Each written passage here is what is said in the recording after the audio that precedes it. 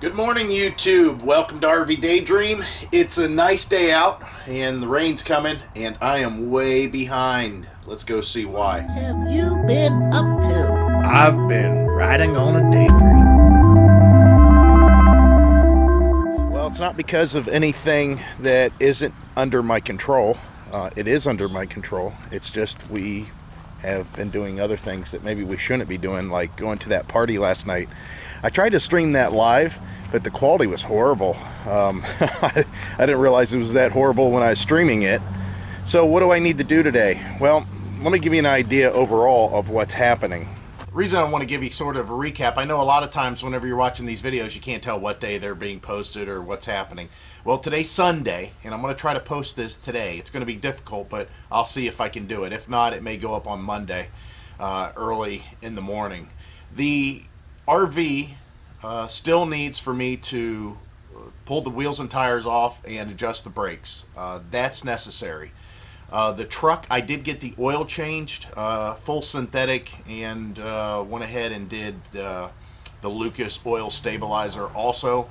So we're in good shape there. As far as the truck's concerned, it's probably at a bare minimum a good idea for me to rotate the tires. I don't want to have to do that. Again, I just want to go to a shop and drop it off. That way they can do all four of them. For me, I got to use jack stands and floor jacks, and you know, taking off two wheels are one thing, but whenever you're doing all four, and even if you're doing two, you got to do opposite sides because the way they cross whenever you do a rotation. And if you guys don't know, for people that enjoy this information, whenever you rotate your tires, for the most part, every manufacturer has a specific way they like to rotate tires. On a rear-wheel drive truck, for the most part, and again, check with your manufacturer, but on rear-wheel drive vehicles and trucks in general, the best way to do it is you take your rear tires that have been rolling in one direction, you know, the whole time, so you have a left and a right tire. You want to take those tires off, and you want to put those to the front. So left and right, so right rear to the right front, left rear to the left front. Now on the front tires, for those, you want to take them off and you want to cross them and put them opposite corners of what they are. So the right front goes on the left rear and the left front goes on the right rear. That's normally the way you do rotations on rear-wheel drive vehicles. That's the way I've always done it on mine. I've never had any problem. Now, again, to give you an idea how far we're behind, today's Sunday, and if we had our crap together, which we don't, we don't have anything ready, we could leave tomorrow evening and start our trip. That's how bad it is. That's how bad it is. That's how far off we are. That's not going to happen. Heidi's first full day off is Tuesday. So, again, we could leave Monday night and do some traveling, and then, you know, Tuesday we could... Oh, it's just so funny looking at it, because we always thought, oh, we got some time, we got some time, we got some time, and then other things came about. But anyways, it looks like that maybe our first day of travel may not be till Wednesday. Again, if I have my way about it, we'll leave Monday, tomorrow, but I don't think that's going to happen. But you never know. If I quit yammering here on the camera, I might be able to do it. So what do I need to do today? Well, first of all, I've got to avoid storms, which we have them rolling through occasionally today again. Now, yesterday, the storms were supposed to be more menacing and more frequent, and we did have rain coming down, but it wasn't near as bad as it was in other places. It was definitely isolated, and it was south of us. As far as what is happening today, it's a warm day. It's not bad. It's going to be 82. The humidity, as you can expect, with rain kind of lingering in the air. We were real foggy this morning. It's pretty humid, so it's nice and comfortable for me. Tomorrow's supposed to actually be really cool in the 70s. Yeah, I want to tear apart those wheels and tires on the RV at bare minimum. And again, we'll think about rotating the tires because it's been a while on those tires, and I've got some strange wear that's happening on them on the outside that feels weird whenever you turn the wheel really sharp when you're backing up.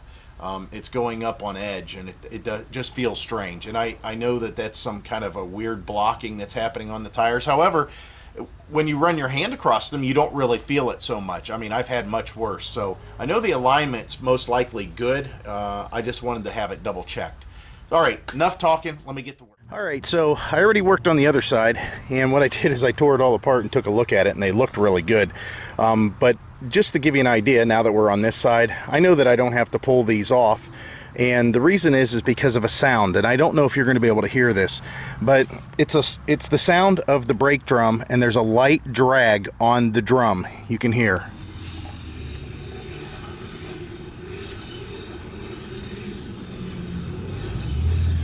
Again, I don't know how well that's going to come across on the camera here, but there's a slight scrubbing sound. And that is the brake drum just riding right on the drum housing itself. And I'm talking about the brake shoe inside, riding on the drum housing, just waiting to be applied. It's right where it needs to be. You want them to slightly drag. So now I'm going to try to lubricate my springs and the shackles, because I got to squeak whenever I ride through the trailer park. It's squeak, squeak, squeak, squeak, squeaky here the whole time. It's pretty annoying, like I had with my brakes. But yeah, they're done. These wheels are done, so it's just now lubricating some stuff, and probably lubricate the screws. As you can see, there's some grass hanging down off of them back there for the adjustment jacks, just to make it a little bit easier. But I am finished with the RV as far as the wheels and brakes are concerned, so we're good to go here. And now it's just a matter of packing up and getting the trailer ready to go. I do see that I have wear on the outside edge of the tires more than I do on the inside, but they're so minor, I don't think that that's going to be much of an issue. Yeah, it's very, very minor. You're not going to see that on camera, but there is definitely a 1/16 of an inch difference between the tread back here and the tread up here. So this outer edge is wearing just a little bit more. And that has a lot to do with the way these axles are bowed from the factory.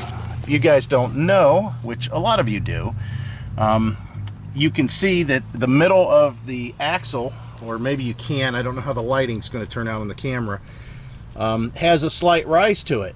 So the middle of the axle there is actually higher than the outer sides of the axle. The reason that it has that bow is it has a built-in camber that is not adjustable, and it's made for the weight of this axle and what it can handle. And it, once loaded, of course, then exerts a certain amount of force on the tire. So this tells me that I'm probably traveling lighter on the trailer than it's designed to, which is more than fine with me.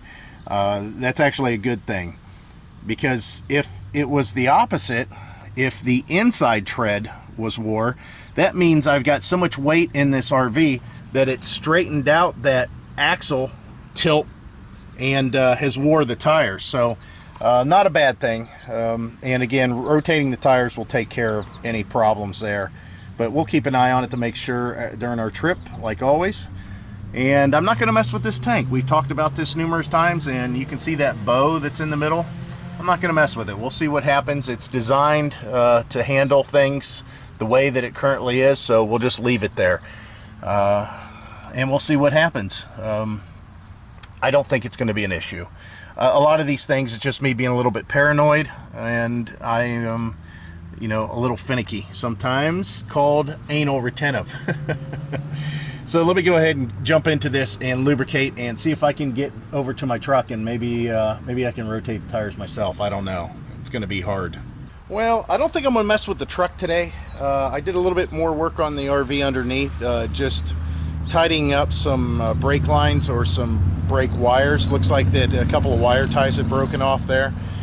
So yeah, as far as the truck, the driveway's still a little bit wet from rain that we had yesterday. So I know that if I try to put my floor jacks underneath here, that they're just going to sink for the most part. And that makes it a lot harder, because you got to jack the truck up twice as high, it seems like, for the floor jacks not to sink. Even if there's wood underneath, at that point, You know, it's most likely plywood to fit that base, and it's just not a good idea. So I think I'm still going to try to find a shop tomorrow that will rotate these for me. I'm sure there's a couple people we know that have shops, especially Heidi, you know, doing what she's done for so many years, that I'm sure we could call up and say, hey, is there any chance we can get in today and just rotate the tires? Again, I wanted to get an alignment done too, but it turned out to be a really good day. We don't have any rain still, which is nice. And again, the temperature's pretty good. It's 82. Again, I wish it was a little bit warmer, but we do have a breeze, which is kind of refreshing, to tell you the truth. Once you start working, it's a little bit refreshing. So I've got a question that I want to pose to you guys. I had a makeshift jack that I just used to jack up the RV. How many of you guys use bottle jacks, little 1-ton bottle jacks or half-ton bottle jacks or whatever it is? Because I've contemplated getting a bottle jack for some time to change tires and stuff on this RV, make it a little bit easier, but I've never really fully invested in it. And I've always used some, you know, crazy scissor jacks, or I had a small floor jack that I'd sold at a yard sale. That used to fit under there, you know, perfect, but it was getting old and I was starting to downsize, so, you know, I didn't need 3 floor jacks, so one of them was gone. Just let me know. Let me know in the comments. Just say, yeah, I use a bottle jack, no I don't, or the downfalls of the bottle jack, whatever. I'm sure that stabilization is one of them, because that bottle jack's a small footprint, but the nice thing about it is it's a small footprint. So as far as storage and everything else, I think that it'd be pretty much the way to go. So I might be in the market for that. Depends on what you guys write. Well, it's definitely cooled off a little bit in the evening here, and I got really sidetracked to where pretty much nothing else got done. Heidi, her father, kind of, you know, still having his issues. That's one thing I do want to talk about real quick here. Heidi is wanted me to express her great thanks for everybody who has, you know, prayed for him and given hope and well wishes. He's having on and off days. Today's an off day, so she came home from work and immediately jumped in my truck, and she drove over to the hospital over in Canton because he's not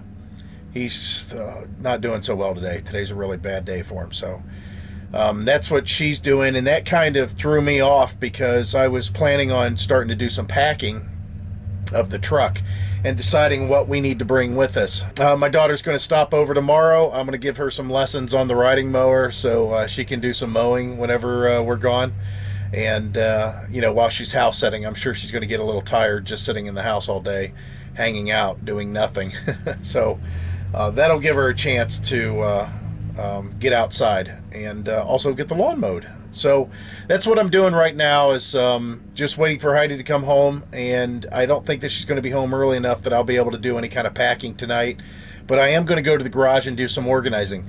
Speaking of which, I wanted to show you a couple things we picked up for that new propane grill that I talked about. In the bottom of the grill, underneath, it has a little drip tray, and it's kind of nice. You just kind of slide it out here, and you can see it catches all the trappings, which in this case looks like hamburgers. And I was wanting to get some sort of replacements. Well, here's a whole bunch of them.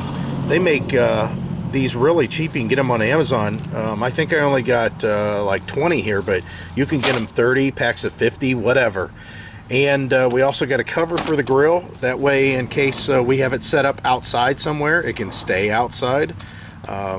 I don't have to worry about bringing it in if it's raining. We also got the hose for converting it over to run on a big propane tank instead of using these little tanks, which I have a few of these, so we may use them.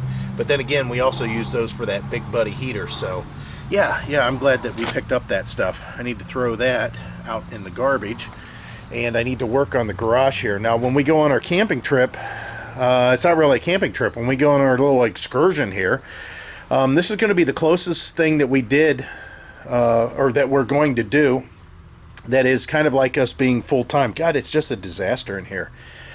And that's us being on the road, stopping wherever, no rhyme or reason, and having the stuff that we may need, but not having too much.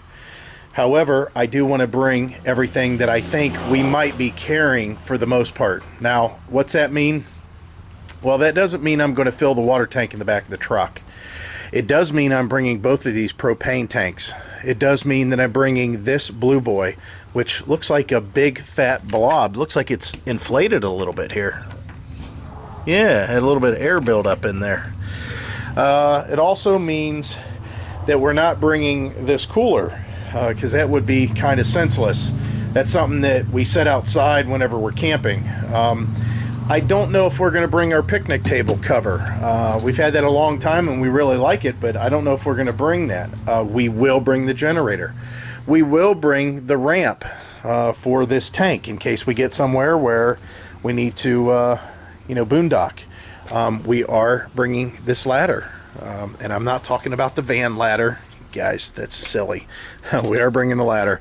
We're bringing the trailer spare. My truck spare is back there. We're going to bring that. We're going to bring this giant toolbox with all the tools in case something happens. But again, more than that, just to prepare ourselves for what it may look like in the back of the truck when we actually start traveling. I'm going to take my supplies just because we're not so much that I think we're going to need that, but it's in case, we want to experience what it may be like when we're out there. The toolbox obviously is going to go. And of course, some few other assorted things. Now, as far as our chairs are concerned, usually we bring one big folding chair that has like a little table in between of it, the two seats, and it's kind of a cooler situation. We'll bring that one for sure because it's a folding chair and it does take up a small footprint. But we also have a couple gravity chairs that we've had for a long time. It's so long that we've actually had to repair them at some point. But I don't know if we're going to bring them because they take up so much space. And I don't see us necessarily getting in a situation where we're going to set up camp for, 2 or 3 days in a row. But it might happen.